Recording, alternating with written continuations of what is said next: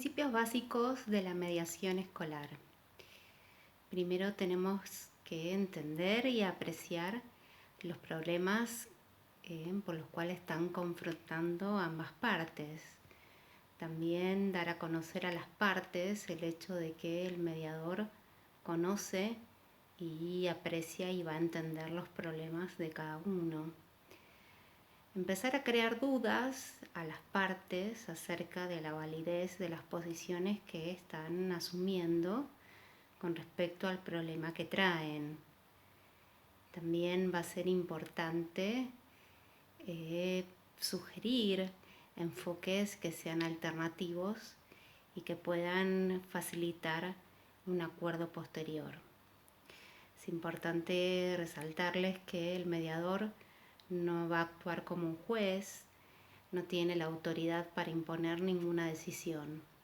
En cambio, lo que hace el mediador es conducir la discusión, es decir, la audiencia cara a cara con los que están confrontando, y usa sus habilidades para saber escuchar, para preguntar, para a veces negociar y crear opiniones. Ayuda a las partes a elaborar sus propias soluciones de la disputa que los mantiene confrontados. Bueno, ¿con qué herramientas va a contar un mediador? Con el propio proceso de mediación. Esa es la principal herramienta que tiene un mediador. El mediador, vamos a decir que sería como una suerte de rey o soberano del proceso de mediación. Y ese es el poder con el que cuenta. Cuando las partes que están confrontadas se apartan del mismo, es decir, se van apartando del problema que los trae, el mediador va a poder reencauzarlos al problema central y va a utilizar su propio estilo y las formas personales que le sirvan para poder llevar a que esas dos personas puedan continuar y dialoguen, ¿sí? La mediación es un proceso fundamentalmente de comunicación. Esa comunicación la va a ir generando y propiciando el mediador a través de distintas operaciones comunicacionales que irá planteando. El objetivo que va a tener el mediador a través de este proceso es poder sacar a las partes confrontadas de las posiciones iniciales con las que llegaron, en donde presentaron las necesidades que tenían.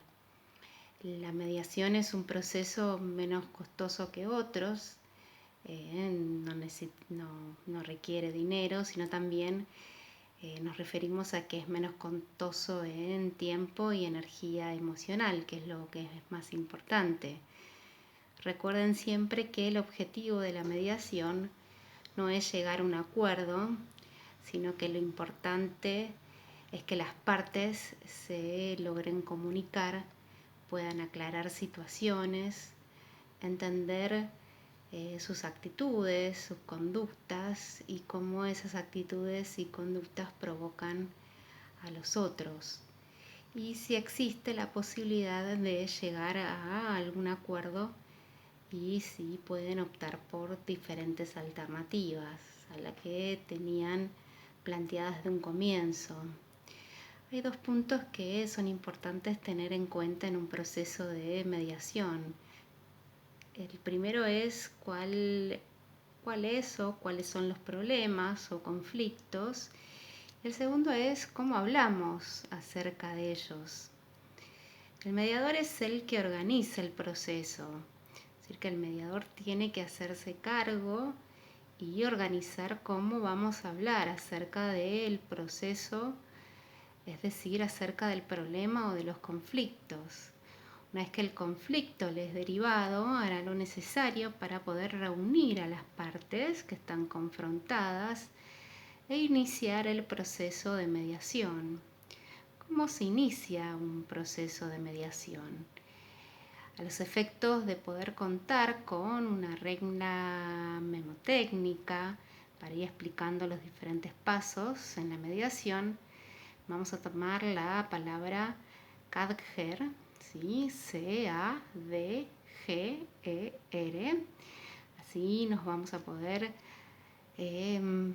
poder recordar con más facilidad cómo se inicia el proceso de mediación. Vamos a tomar la letra C para recordar que comenzamos la discusión, la letra A para recordar que tenemos que acumular información, es decir, reunir la mayor cantidad de información posible.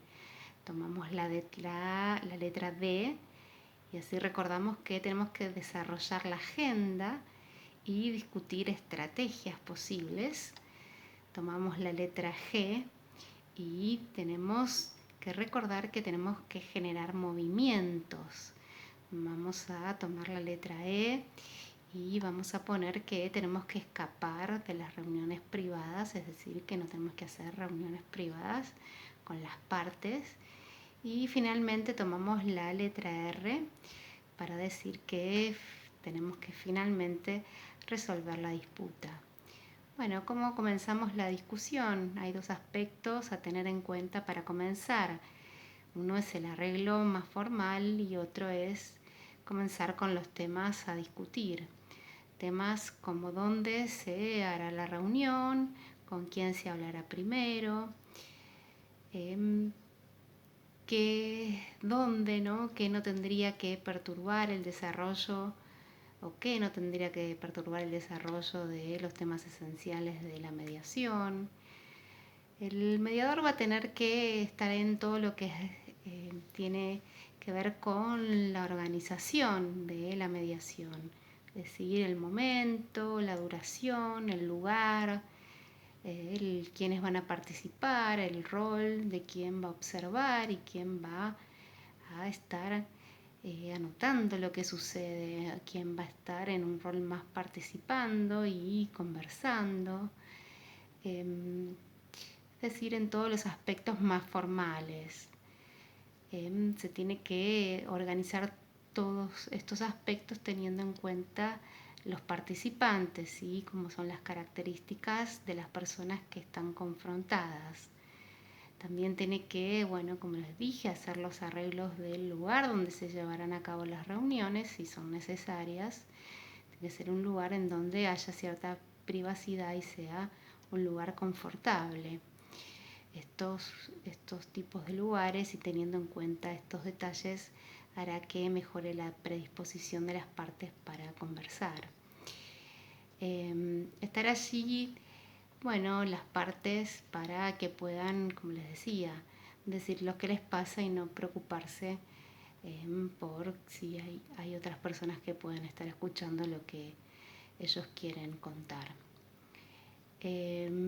La reunión no tiene por qué comenzar tan rápidamente. Es importante que cada uno de los participantes hagan sus contribuciones. El mediador no los va a ayudar a repetir sus conductas, va a hacer su presentación, va a establecer las reglas del proceso, es decir, qué se puede hacer, qué no, cuál es el rol de él en dicho proceso.